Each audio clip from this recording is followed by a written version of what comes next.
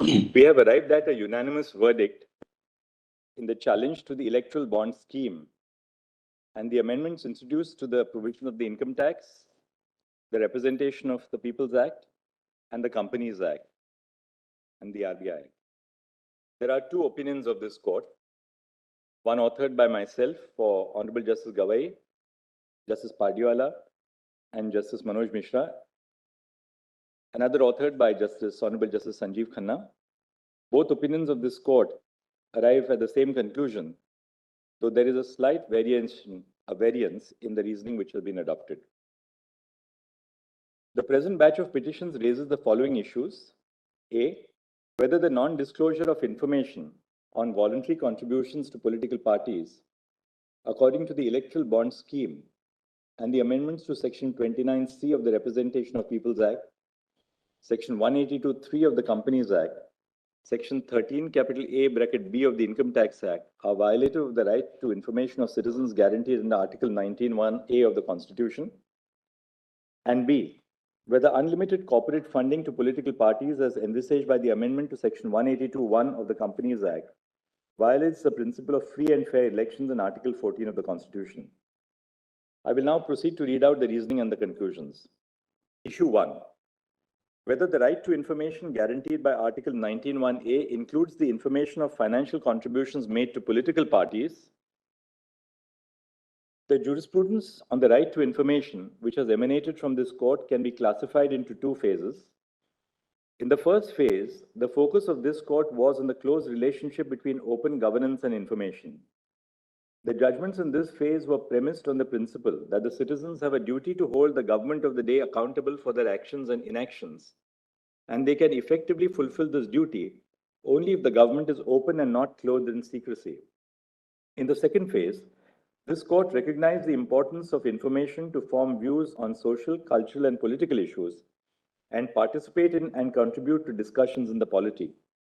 A crucial aspect of the expansion of the right to information in the second phase is that the right to information is not restricted to information about state affairs, that is public information. It includes information which would be necessary to further participatory democracy in other forms. The ratio of the judgments of this court in Association of Democratic Reforms and People's Union for Civil Liberties is that the voters have a right to information which is essential for them to cast their votes. The ratio of the judgments is not restricted to information about candidates. Political parties are a relevant political unit in the electoral process. This is evident from the provisions of the 10th schedule of the Constitution, the Election Symbols Reservation and Allotment Order 1986, the Westminster form of government, which confers importance to political parties, and the electoral culture in India, such as the publication of electoral manifestos by political parties. The information about the funding of political parties is essential for the effective exercise of the choice of voting.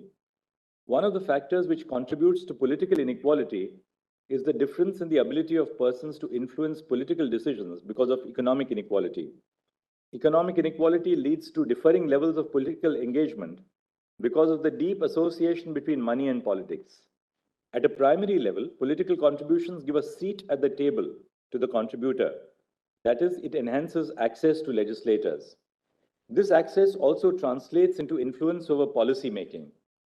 There is also a legitimate possibility that financial contribution to a political party would lead to quid pro quo arrangements because of the close nexus between money and politics.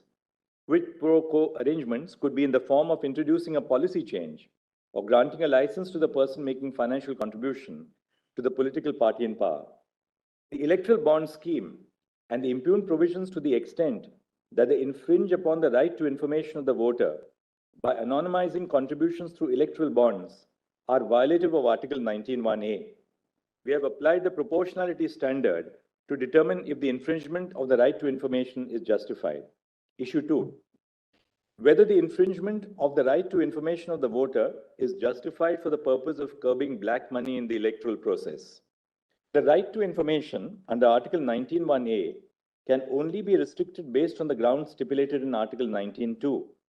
The purpose of curbing black money is not traceable to any of the grounds in Article 19(2). We have applied the subsequent prongs of the proportionality standard Even assuming that curbing black money is a legitimate purpose for restricting the right to information of voters. Immediately preceding the financial year 2016-17, in which the electoral bond scheme was introduced, 81% of the contributions, rupees 580.52 crores, were received by political parties through voluntary contributions. Since the amount of voluntary contributions is not regulated, it allowed the circulation of black money. However, after the introduction of the electoral bond scheme, 47% of the contributions were received through electoral bonds, which is regulated money. The Union of India submitted that providing anonymity to the contributors incentivizes them to contribute through the banking channels. Assuming for the purpose of hypothesis that the Union of India is right on this prong, what it urges is that non-disclosure of information about political expenditure has a rational nexus with the goal, that is curbing black money or unregulated money. However, we are of the opinion that the third prong of the proportionality standard, that is the least restrictive means test, is not satisfied. The electoral bond scheme is not the only means for curbing black money in electoral financing.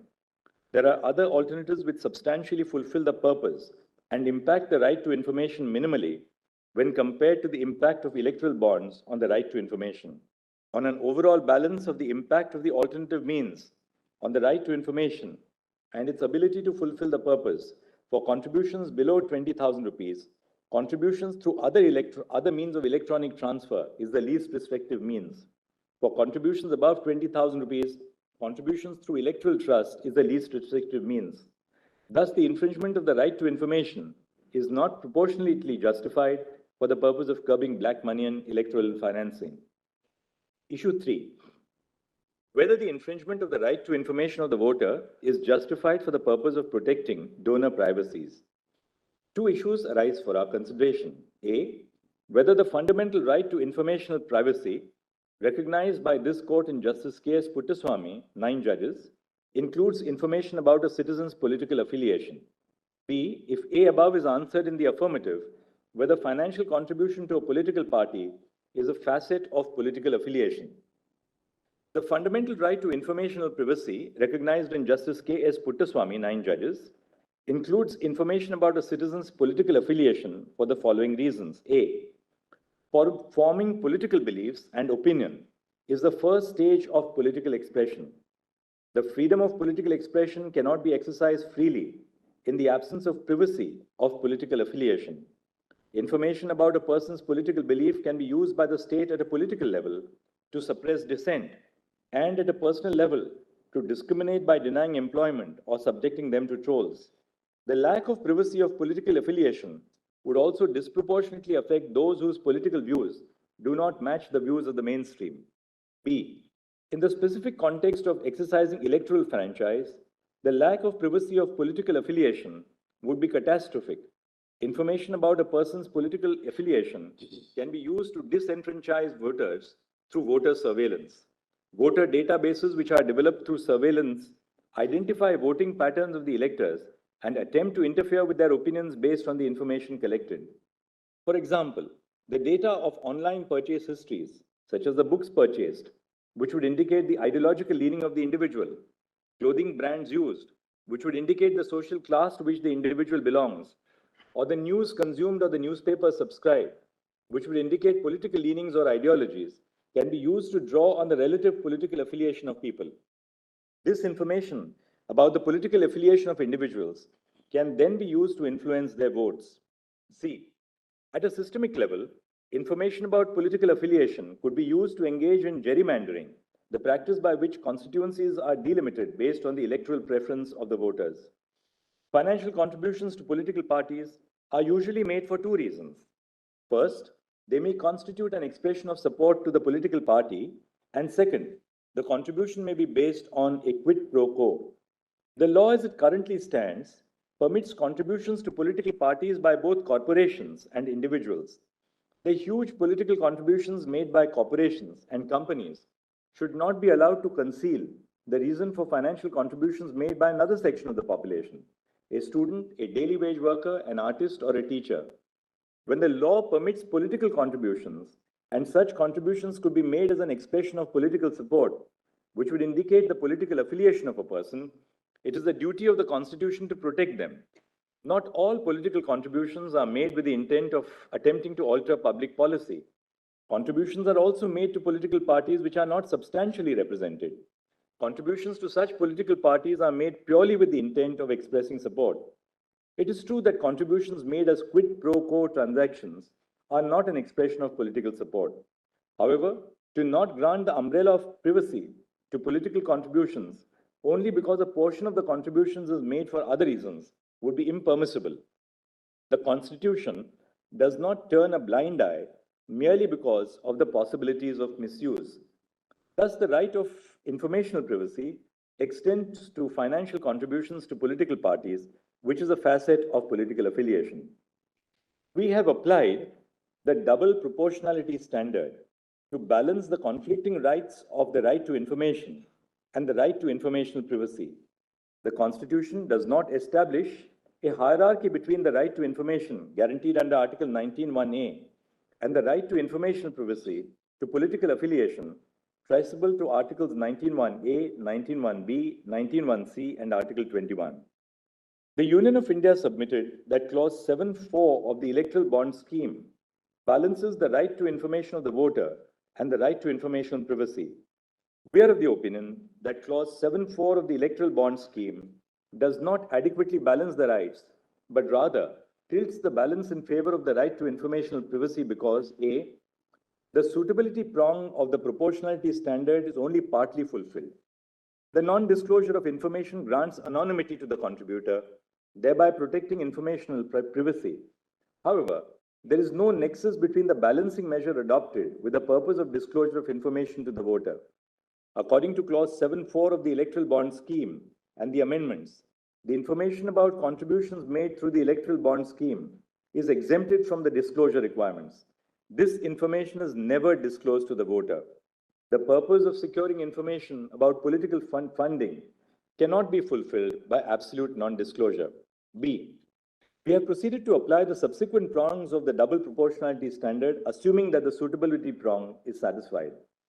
Section 29(c) of the Representation of People Act, which states that information of contributions made below rupees 20,000 in a financial year need not be disclosed, is a lesser restrictive means to achieve both the right to information and the right to informational privacy. The underlying rationale of Section 29(c)(1) is that contributions below the threshold do not have the ability to influence decisions, and the right to information of financial contributions does not extend to contributions which do not have the ability to influence decisions. Similarly, the right to privacy of political affiliation does not extend to contributions which may be made to influence policies. It only extends to contributions made as a genuine form of political support. It is quite possible that contributions beyond the threshold of rupees 20,000 could also be a form of political support and not necessarily a quid pro quo arrangement, and contributions below the threshold could influence electoral outcomes. However, the restriction on the right to information and informational privacy of such contributions is minimal when compared to the provision of blanket non-disclosure. Thus, this lesser restrictive alternative realizes the right to information of an informed voter and informational privacy to political affiliation in a real and substantial manner. The Union of India has been unable to establish that the measure employed in Clause 7(4) of the Electoral Bond Scheme is the least restrictive means to balance the rights of informational privacy to political contributions and the right to information of political contributions. Thus, the amendment to Section 13(a)(b) of the Income Tax Act, introduced by the Finance Act 2017, and the amendment to Section 29(c)(1) of the Representation of People's Act are declared unconstitutional. The question is whether this court should only strike down the non-disclosure provision in the Electoral Bond Scheme, that is Clause 7(4). The anonymity of the contributor is intrinsic to the Electoral Bond Scheme. The Electoral Bond Scheme is not distinguishable from other modes of contributions through banking channels such as checks, transfer through the electronic clearing system, or direct debit if the anonymity component of the stream is struck down. Thus, the Electoral Bond Scheme 2018 will have to be struck down as unconstitutional. Issue 4. Whether the amendment to Section 182(3) of the Companies Act is unconstitutional. The amendment to Section 182(3) of the Companies Act, deleting the requirement of disclosing the particulars of contributions made to political parties, is unconstitutional for the following reasons. A. Section 182(3), as amended by the Finance Act 2017, mandates the disclosure of total contributions made by political parties. This requirement would ensure that the money which is contributed to political parties is accounted for. However, the deletion of the mandate of disclosing the particulars of contributions violates the right to information of the voter, since they would not possess information about the political party to which the contribution was made, which, as we have held above, is necessary to identify corruption and quid pro quo transactions in governance, information which is necessary for exercising an informed vote. B. Section 182(3) of the Companies Act and Section 29C of the Representation of People Act, as amended by the Finance Act, must be read together. Section 29C exempts political parties from disclosing information of contributions received through electoral bonds. However, Section 182(3) not only applies to contributions made through electoral bonds, but through all modes of transfers. In terms of the provisions of the Representation of People Act, if a company made contributions to political parties through check or electronic clearing system, the political party has to disclose the details in its report. Thus, the information about contributions by the company would be in the public domain. The only purpose of amending Section 182(3) was to bring the provision in tune with the amendment under the Representation of the People's Act, exempting the contributions through electoral bonds from disclosure requirements. The amendment to Section 182(3) of the Companies Act becomes otiose in terms of our holding that the electoral bond scheme and relevant amendments to the Representation of the People Act and the Income Tax Act mandating non-disclosure of particulars on political contributions through electoral bonds is unconstitutional. Whether unlimited political contributions by companies is unconstitutional. The amendment to Section 182 of the Companies Act, permitting unlimited political contributions to companies, or it should be by companies, is manifestly arbitrary for the following reasons. A. The ability of a company to influence the electoral process through political contributions is much higher when compared to that of an individual. A company has a much graver influence on the political process, both in terms of the quantum of money contributed to political parties and the purpose of making such contributions. Contributions made by individuals have a degree of support or affiliation to a political association. However, contributions made by companies are purely business transactions, made with the intent of securing benefits in return.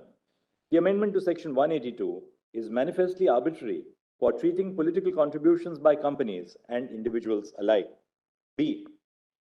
Companies before the amendment to Section 182 could only contribute a certain percentage of the net aggregate profits. The provision classified between loss-making companies and profit-making companies for the purpose of political contributions, and for good reason. The underlying principle of this distinction was that it is more plausible that loss-making companies will contribute to political parties with a quid pro quo and not for the purpose of income tax benefits. The provision, as amended by the Finance Act 2017, does not recognize that the harm of contributions by loss-making companies in the form of quid pro quo is much higher. Thus, the amendment to Section 182 is manifestly arbitrary for not making a distinction between profit-making and loss-making companies for the purposes of political contributions. C. The purpose of Section 182 is to curb corruption and electoral financing. For instance, the purpose of banning a government company from contributing is to prevent such companies from entering the political fray by making contributions to political parties. The amendment to Section 182, by permitting unlimited corporate contributions, authorizes unrestrained influence of companies in the electoral process. This is violative of the principle of free and fair elections and political equality captured in the value of one person, one vote. The following are our conclusions. A. The electoral bond scheme, the proviso to Section 29C(1) of the Representation of the People Act 1951, as amended by Section 137 of the Finance Act 2017, Section 182(3) of the Companies Act, as amended by Section 154 of the Finance Act 2017, and Section 13(a)(b), as amended by Section 11 of the Finance Act 2017, are violative of Article 19(1)(a) and unconstitutional. And B, The deletion of the proviso to Section 182(1) of the Companies Act, permitting unlimited corporate contributions to political parties, is arbitrary and violative of Article 14. We consequently issue the following directions. A. The issuing bank shall herewith stop the issuance of electoral bonds. B. State Bank of India shall submit details of the electoral bonds purchased since the interim order of this court dated 12 April 2019 till date to the Election Commission of India. The details shall include the date of purchase of each electoral bond, the name of the purchaser of the bond, and the denomination of the electoral bond purchased. C. State Bank of India shall submit the details of political parties which have received contributions through electoral bonds since the interim order of this court dated 12 April 2019 till date to the Election Commission of India. SBI must disclose details of each electoral bond encashed by political parties, which shall include the date of encashment and the denomination of the electoral bond. D. SBI shall submit the above information to the ECI within 3 weeks from the date of this judgment, that is by 6 March 2024. E. The ECI shall publish the information shared by the SBI on its official website within 1 week of the receipt of the information, that is by 13 March 2024. And F. Electoral bonds which are within the validity period of 15 days, which have not been encashed by political parties yet, shall be returned by the political party to the purchaser, depending on who is in possession of the bond to the issuing bank. The issuing bank, upon the return of the valid bond, shall refund the amount to the purchaser's account. I have respectfully agreed with the judgment ordered by Dr. Justice Chandrachud. I have also applied the proportionality standards, but with slightly different variation. My conclusions are the same. It's written in a way that the subject is complex and judicial review is always legalistic, but I've tried to simplify it. Grateful to Sir, grateful to the court. very salutary judgment, my lord, which will have a very significant impact on our polity, on our electoral democracy. We appreciate Manoj's, That is outside now. Outside, my lord, No. press. The I photographers have are to say outside. You are saying this at cannot wrong place. do it. Grateful to Cannot you. do it. Obliged. Deeply obliged, Manoj.